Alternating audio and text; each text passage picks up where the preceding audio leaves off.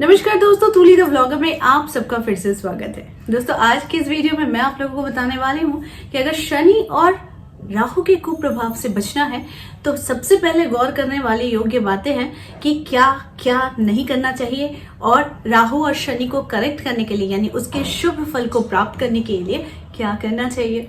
क्योंकि हमारे जीवन में हम बहुत सारी चीजें एक साथ कर बैठते हैं जिसका नतीजा यही होता है कि क्या गलत है और क्या सही है इसका ज्ञान हमें नहीं रहता है। तो इसलिए आज का वीडियो बहुत खास होने वाला है और इसे जरूर अपना कर देखिए। लेकिन आगे बढ़ने से पहले चैनल को सब्सक्राइब कीजिए, बेल बटन को दबाइए। वीडियोस अच्छे लगते हैं तो लाइक शेयर एंड कमेंट करना बिल्कुल भी मत भूलिए।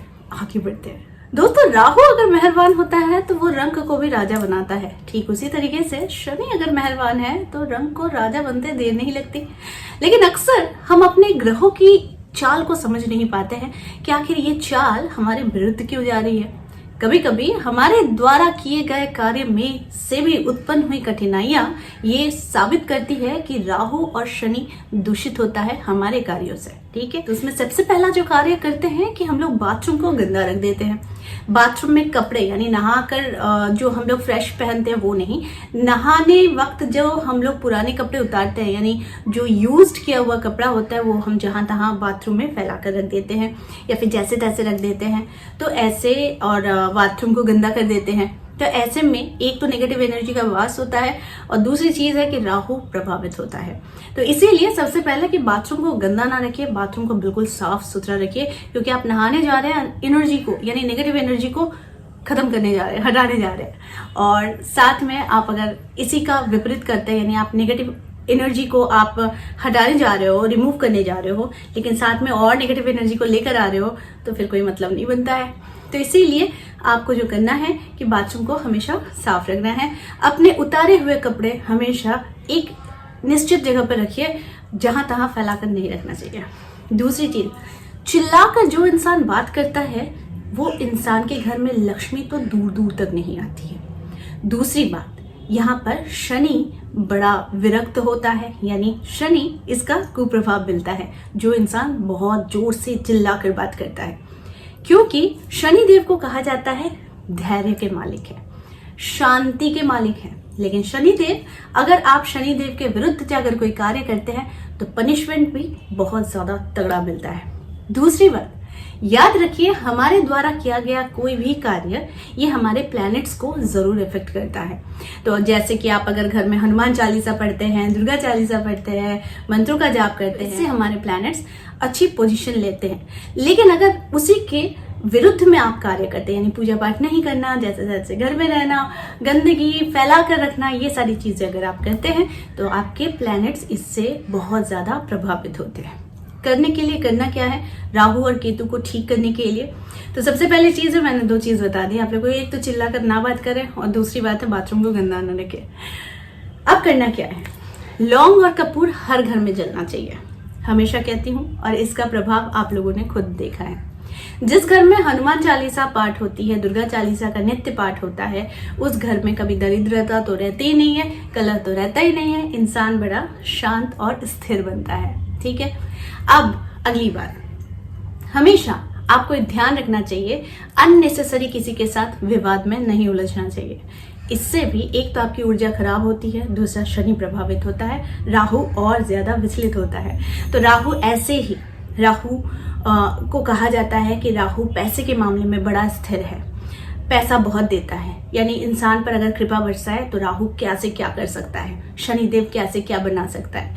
लेकिन अगर आप इन चीजों को प्रभावित कर देते हैं यानी कि गंदा रहना, पूजा पाठ नहीं करना, आलस लेकर आना अपने अंदर में, ठीक है, जल्दी सुबह नहीं उठना, तो ये सारी चीजें जो है ये आपके प्लैनेट्स के जो इम्पैक्ट होते हैं आपके जीवन में, अगर वो अच्छा फल दे रहा था और आपने ये सारी चीजें अगर करनी शुरू कर दी है तो इसका एक नेगेटिव इम्पैक्ट आपके जीवन में देखने को बहुत जल्दी मिल जाता है।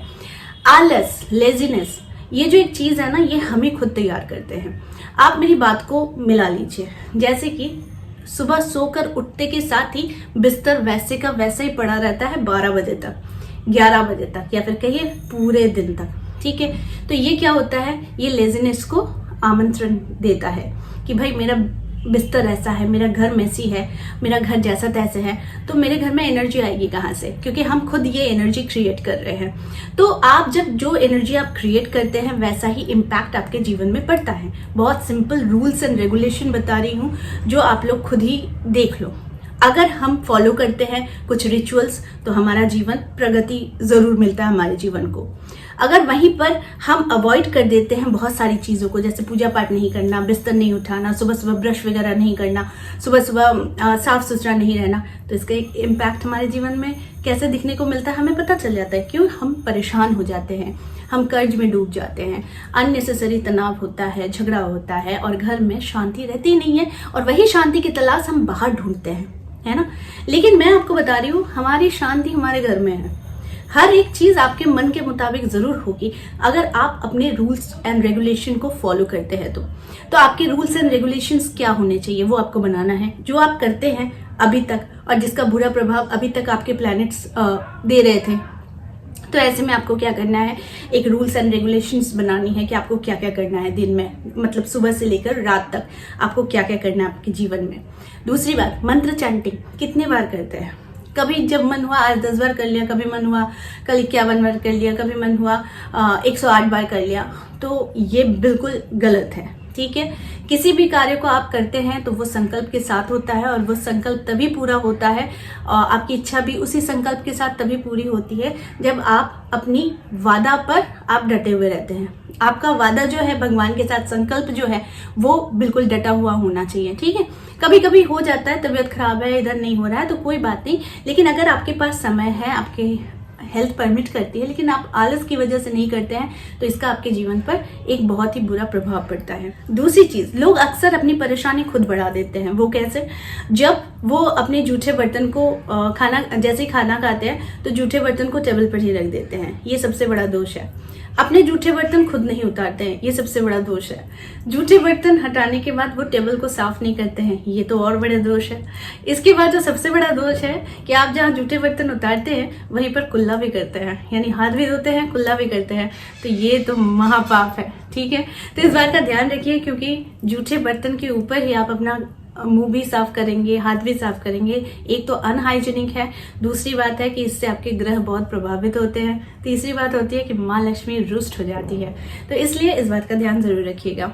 घर में उन्नति चाहते हैं, शनि दोष का अच्छा प्रभाव चाहते हैं, तो जो घर में सॉल्ट यूज होता है, व्हाइट सॉल्ट यूज होता है, वो उसमें आप 5 लौंग हमेशा डाला कीजिए। ठीक है, जब वो नमक खत्म हो जाए तो उसको फिर से वो जो 5 लौंग आपने डाला था उसको हटा दीजिए, रिमूव कर दीजिए। आप उसको कहीं भी नदी में बहा दीजिए या फिर कहीं भी बाहर, घर के बाहर कर दीजिए। फिर से जब आप नया पैकेट डालते हैं नमक का, तो उसके साथ ही आपको 5 लौंग जरूर डालना रहता है, वो भी फूल वाला। इससे क्या होता है कि शनि का प्रभाव कम होता है, यानी बैड इम्पैक्ट अगर आपके जीवन में पड़ रहा है तो वो कम होता है और साथ में धन की वृद्धि होती है। राहु के लिए एक ही बात कहूंगी कि अगर आप साफ सफाई के साथ लेजीनेस को त्याग करते हैं और साथ में अगर आप हनुमान जी की पूजा करते हैं, यानी आप चालीसा पाठ करते हैं, माँ दुर्गा की पूजा करते हैं, मंत्रों का जाप करते हैं, लौंग और कपूर जलाते हैं, तो इससे आपके जीवन में राहु बहुत अच्छा इम्पैक्ट डालता है। और राहु का अगर आपके ऊपर कृपा दृष्टि पड़ जाती है तो वो आपको क्या से क्या, यानी यहाँ से यहाँ बनाने में देर नहीं करता है।